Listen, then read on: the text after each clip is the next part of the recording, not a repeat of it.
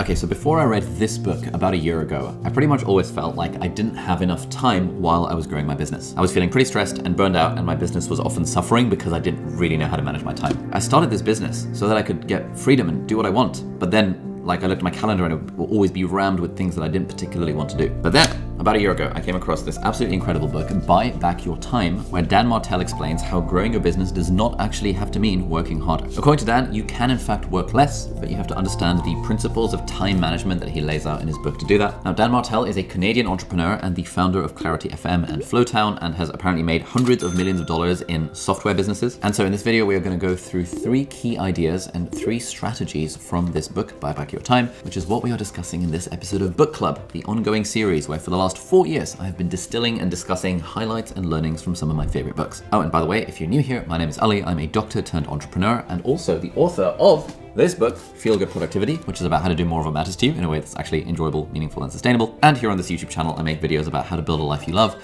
Some of them are about productivity, some are about personal development, and increasingly, I'm making a lot of videos aimed at entrepreneurs like me and maybe like you as well, about how to grow your business, but in a way that doesn't completely ruin your life. Okay, so before we talk about the 3 key ideas and the 3 strategies, let's start by talking about the pain line. And I think this is pretty good. This is basically that as an entrepreneur, when your business gets to a particular size or a particular scale, you end up feeling quite a lot of pain. And one or a combination of 3 things can happen when you hit this pain line. So Dan writes, when you hit your own pain line, where the daily pain of working on tasks and projects you hate is too great, you either change by embracing new belief systems and tactics, or you stop growing. Your growth halts because of an emergency, or more likely you subconsciously stop your own growth by doing one of 3 things. And those 3 things are sell, or sabotage, or stall.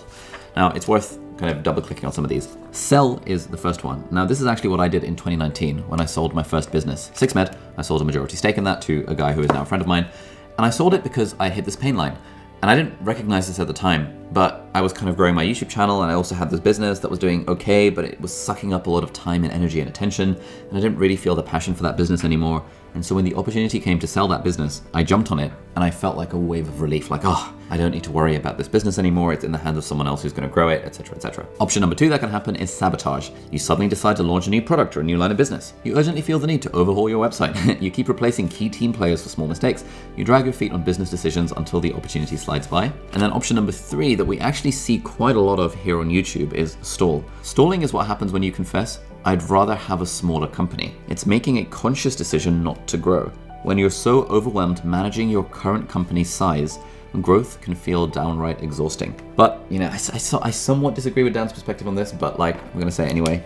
Here is the dirty secret about stalling. A decision to not grow is a decision to slowly die. We've seen this quite a lot on YouTube, where a lot of times a YouTuber will get to a certain size, they'll hire a team, they'll realize, oh crap, I don't want to deal with the management of this team.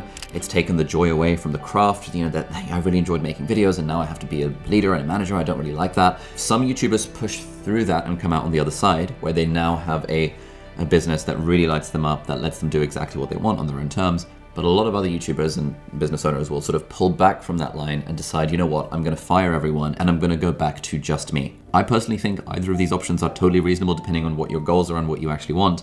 But something that Dan would say is that, well, if you've hit that pain line and then you stall, it's because you weren't able to level up and get beyond that pain line to your nirvana place where you can genuinely do whatever you want with a team, rather than feeling like you're sort of in this painful position of having to claw things back. So you either sell or you sabotage or you stall. And his whole philosophy in this book is that at the point where you hit this pain line, this is where you start buying back your time. And in theory, by following this philosophy, you can then move past the pain line, your business can grow while you stay happy and fulfilled and passionate about the entire process of doing it, but you don't have to stall growth just because you've hit this point where it feels particularly painful. Okay, so let's move on to talking about key idea number 1, which is the buyback loop. And this is the idea behind the buyback loop. You hit the pain line, and then there are 3 things. You audit, you transfer, and you fill. So what he says in the book is this. A buyback loop occurs as you continually audit your time to determine the low value tasks that are sucking your energy. Then you transfer those tasks optimally to someone who's better at them and enjoys them. Lastly, you fill your time with higher value tasks that light you up and make you more money. Then you start the process over again. And the whole philosophy here is that you are buying back your time. When you hit that pain line, you're figuring out, okay, what are the things I no longer want to do or need to do? How do I transfer those things to someone else who enjoys them and is probably actually better than me at them? And then how can I fill my time with things that I actually want to do, that light me up, that give me energy, and that actually grow my business. And so he writes, here's how to start thinking audit, transfer, fill in your day-to-day beginning right now. Audit. What tasks do I hate doing that are easy and inexpensive to offer someone else? Transfer. Who do I have on my team, or who can I hire, even part-time, to take these over? And number 3, fill. What tasks should I focus on that I love doing that can immediately bring more money to my company? Audit, transfer, fill is a simple expression of the buyback principle, but it offers a quick insight into what may be driving you crazy today. So for me, what this looks like as I started applying this once I read the book about a year ago, is that I was looking at my calendar pretty much every week and thinking, okay, what is currently on my calendar that I really shouldn't be doing? And in terms of shouldn't be doing, it was like, this thing does not light me up and or it does not make large amounts of money. I realized that for me, basically the stuff that I enjoy doing that also happens to make the most money for the business is, for example, filming videos and doing product related stuff for new products, because I like teaching and I like building cool stuff. So anytime I'm spending not doing those things, that is somewhat inefficient and I should try and delegate those things so that I can operate in my zone of genius, as it were, where I'm making videos and doing the product stuff, all of which drives direct revenue to the business. Oh, and by the way, another great way to save time as an entrepreneur is to use Hostinger for your website needs, who are very kindly sponsoring this video. Hostinger is the platform that we personally use to host 3 of our company websites. We've got aliabdaal.com, we've got ptya.com, which is our YouTuber Academy, and we're also moving productivitylab.com over to Hostinger. And one of the great things you can do with it is you can save a lot of time using their AI features. So I'm gonna show you how this works by going over to hostinger.com/aliabdaal. And they've got these 2 plans, but if you're an entrepreneur, then I would recommend the business website builder. So I'm gonna hit that. Okay, so now that I've logged in, I'm going to create a website and I'm going to use the Hostinger website builder. This is the Hostinger website builder. Let AI create your website in minutes. Perfect. I'm going to do a landing page for VoicePal, which is a new software product that we're working on. VoicePal is the ghostwriter in your pocket. It's an iOS app that lets you record, listens to whatever you say, asks you sensible follow-up questions, and generates a first draft that sounds exactly like you. And let's surprise me in terms of color palette. Now we're going to edit site, ghostwriter in your pocket. I can use their AI logo generator. I can say ghost friendly emoji. Oh, that's actually not bad. That's a pretty good starting point for a cute, friendly ghost icon for this new app that I'm building. Anyway, the whole point of all these AI tools is not that it just sort of completely creates a website for you, but it saves time in creating your first draft. In the plan as well, you get a free domain, which is your website address, which is essential when building a website. You get a free email address to use that's attached to that domain, and you can set up to 100 websites on the same account, which is all very nice and secure. So if you're looking to build a website, I would definitely recommend Hostinger. We use it for our own stuff. There'll be a link to sign up in the video description, and if you use the coupon code aliabdaal at checkout, they will give you an additional 10% off the paid plans. And they also have a 30-day money-back guarantee for peace of mind in case you were worried about whether it's right for you. So thank you, Hostinger, for sponsoring this video. All right, key idea number 2 is the drip matrix. And there is a nice quote that tees this off, which is, successful people aren't doing what they love because they're rich. They're rich because they've learned to do what they love and only what they love. This is kind of the philosophy of my own book, Feel Good Productivity. When you can find a way to spend your time doing stuff that you genuinely enjoy, you are way more productive at that thing, you're way more creative, you're way less stressed, and you also have more energy to give to the other important areas of your life. My friend Joe Hudson, who's an executive coach, says basically, enjoyment is efficiency. When you're enjoying the thing, you are very efficient at it and you can do it very well. And so as entrepreneurs, really the thing we're trying to do is to be operating in this enjoyment zone where we genuinely love the thing that we're doing. And we find that the more we're in that zone, the more our business is likely to grow. And so the drip matrix is one way to kind of visualize this. And so here's the idea. It's like a 2x2 matrix, as you can see here.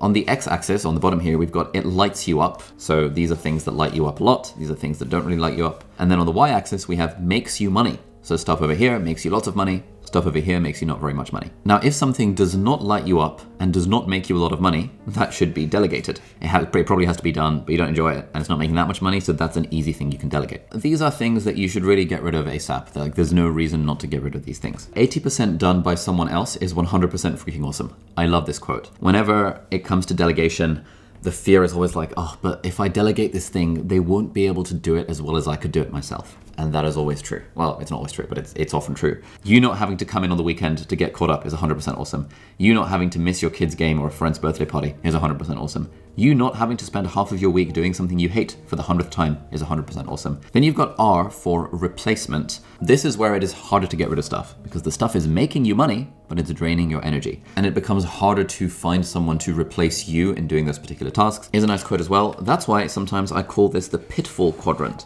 You can get stuck in here working on sales or marketing or delivery or managing big teams because these tasks do make you more money, but they don't light you up. These tasks are better to do than working on low value tasks that neither make you money nor light you up, but I want you to shoot for something higher, something better. I want you to shoot for Oprah or Buffett. And he's referring to Oprah Winfrey and Warren Buffett, who spend all of their time only doing things that light them up. And these people are also extremely rich. And his argument is that they're not doing that just because they're rich. They actually got rich by virtue of the fact that they found ways to spend all of their time only doing things that light them up. This quadrant, this replacement quadrant, when I speak to entrepreneurs who are struggling, and if they come to me for advice or anything, like friends or team members or whatever, this is really where the problem is, where it's like, I don't enjoy doing this thing, but it makes lots of money. And that is always a problem. Whenever I find myself saying, I don't enjoy doing this thing, but it makes a lot of money, I realize, that is actually a very, very dangerous place to be, because if you don't enjoy it, but it makes money, you can actually get stuck there for a very long time. I realized with some corporate speaking gigs, for example, they make a load of money, but I don't particularly enjoy doing them. It's like now you're balancing up enjoyment and money and blah, blah. It feels when you're in scarcity mindset and when your business is like small or maybe it's not growing as fast as you like, that like, I have to do those things that are making money that I don't enjoy because they're making the money. And it's like we get fixated on the money thing. But what we need to recognize is that, as Dan calls it, it's a pitfall quadrant. It is a siren's call of trading money for enjoyment. And you can in fact have it both ways. You can have your proverbial cake and eat it too. And in fact, if you find a way to just focus on things that you genuinely enjoy, you can find ways to monetize those things. And this is a constant battle that me and every other entrepreneur I know goes through on an almost daily basis. This trade-off between enjoyment and money. Anyway, next we have I for investment. This is where something gives you a lot of energy, it really lights you up, but it does not make you very much money. This is a good place to spend your time because it's lighting you up. It doesn't have to make money. And then you have the production quadrant. These are things that light you up and make you lots of money. So for me, the production quadrant would be filming YouTube videos, doing talks, creating new products. Those are basically the three things that light me up and also make lots of money. But then the investment quadrant is things that light me up or give me energy, but that don't make very much money. These are things like going to the gym, or spending time with my friends and family, or like playing video games every now and then, or reading fiction books. This is an important quadrant to be spending a decent amount of time in, because the other mistake that entrepreneurs make is they spend all their time in the production quadrant and the replacement quadrant, essentially doing the high value monetization tasks, but they let their health, their hobbies, their relationships fall by the wayside. And so I've fallen into this trap a bunch of different times. It's always a bit of a balancing act. But I like Dan's way of framing this as the drip matrix. And basically what he's saying is that these two quadrants are a good place to spend our time. This is a terrible place to spend our time in terms of like, this is the stuff that should be delegated. And the replacement quadrant is also a bad place to spend our time. And really we're aiming for all of the things we do to be giving us energy and lighting us up in some way as entrepreneurs. If any of this is resonating with you, 100% would recommend you get the book. And yeah, it is very good. All right, and now we come to key idea number 3, which is the only 3 trades that matter. There are 3 trades available to everyone. You, me, Richard Branson, and Andre. Who's Andre? Andre is like this friend, whatever. There are 3 trades available to everyone, but most people never realize they're making them. You can be a level 1 trader as an employee, a level 2 trader as an entrepreneur, and a level 3 trader as an empire builder. Okay, so what the hell does that mean? Well, a level 1 trader is an employee who trades their time for money. This is where most people are at. We are working for usually one employer, and we are trading our time for money. That is a level 1 trader. When you become an entrepreneur and you start doing a good job with it, you start trading your money for more time. That is your second trade. And there's a nice little diagram here. Level 1 trade is time for money, and this is called income. A level 2 trade is money for time, and this is called leverage. And then the place where we're all trying to get to, a lot of entrepreneurs are trying to get to, is where you're trading money for more money, and this is freedom. This is where you're not even having to trade your time for it. Your money is making more money. This is how investors get rich, because they're putting their capital to use rather than their time to use. And that is where you have the level 3 trader, which is the empire builder. An empire builder trades their money for more money. Now, I'm personally still at level 2, where I'm trading money for time, and also in some ways still trading time for money. So it's making YouTube videos is a high income thing. It's fairly leveraged, but I haven't really gotten to level 3 empire builder, where it's money that I'm trading for more money. I'd like to get to there someday.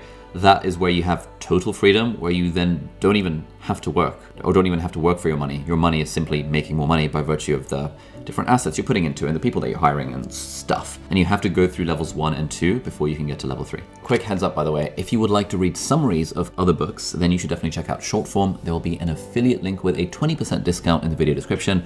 They're not sponsoring this, but that is an affiliate link. I've been using them for years. It's an amazing service that summarizes over 1,000 non-fiction books. And you might like to also check out their brand new podcast guides feature, which is pretty sick. So if you like books, you like learning, and you want to do it in a time efficient way, you should definitely check out Shortfall. Okay, so those were 3 key ideas that really resonated with me. And I want to talk about 3 practical strategies that you can apply as an entrepreneur to help you manage your time better. And the first one is to get an assistant. If you're an entrepreneur and you do not yet have an assistant, then you are missing out on a large amount of stuff. And this whole chapter 6, Clone Yourself, is a really good chapter.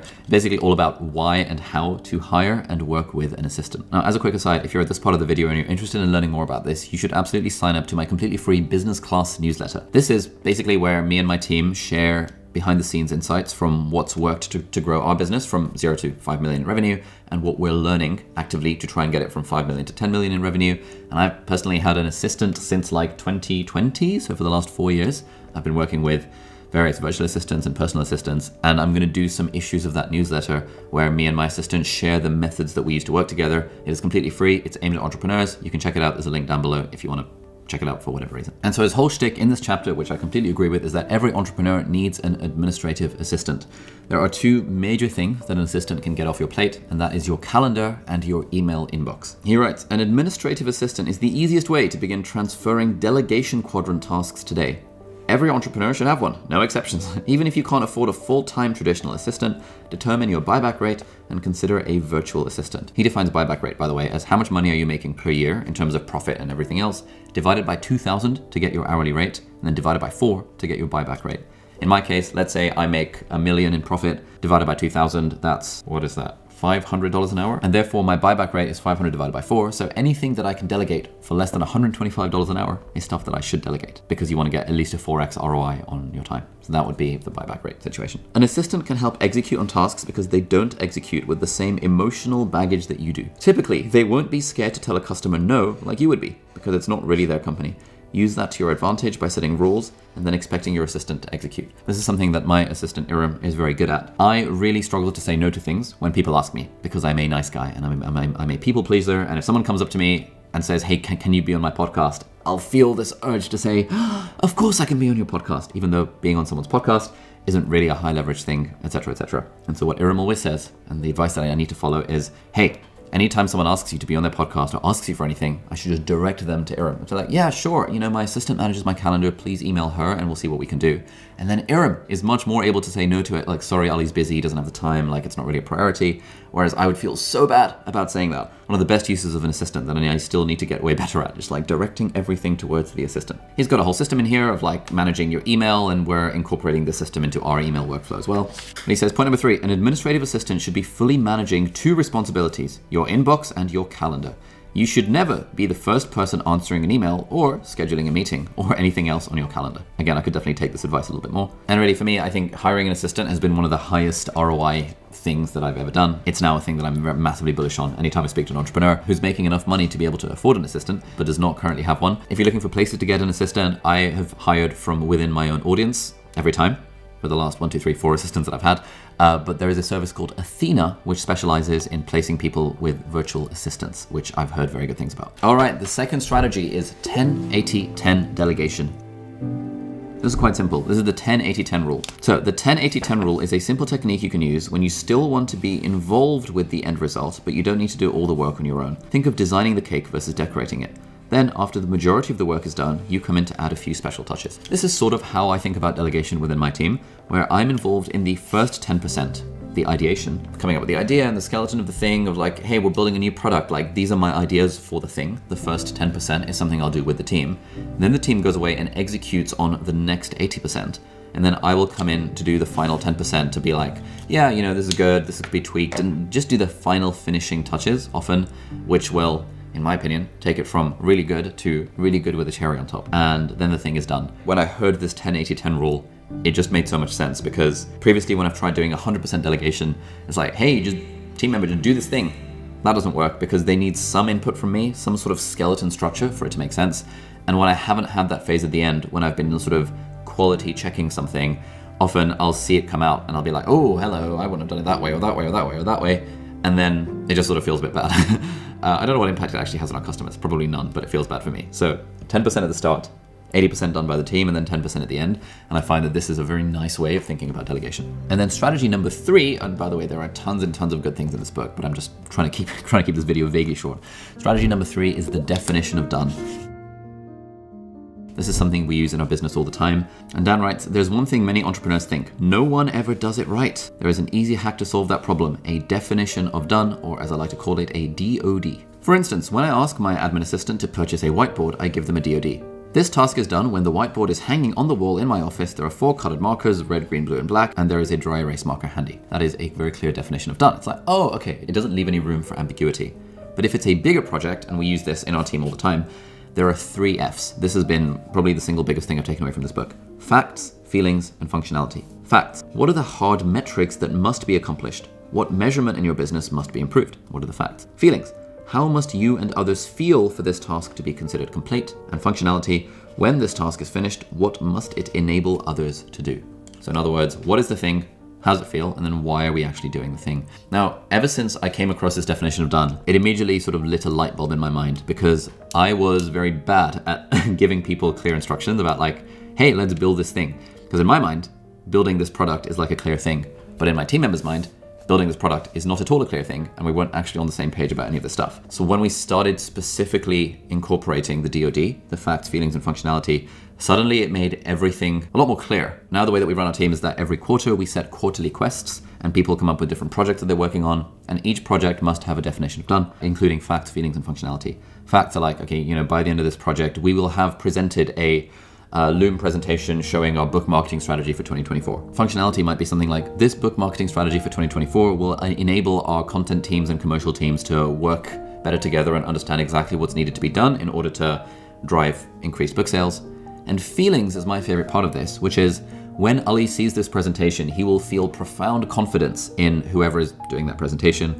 And he'll be thinking, OMG, this person is amazing. I need to give them a 2x salary raise because this is just such a banging presentation. The feelings thing is something that's often underrepresented in those other goal setting methods. But deciding, being like, hey, this is the task, and these are the feelings I or the team want to have when the task is done, gives the other person a real sense of, oh, that's the level that we're talking about. Whereas otherwise there would be a bit of ambiguity in that. So yeah, this is the thing that we started incorporating. It's in our Notion template.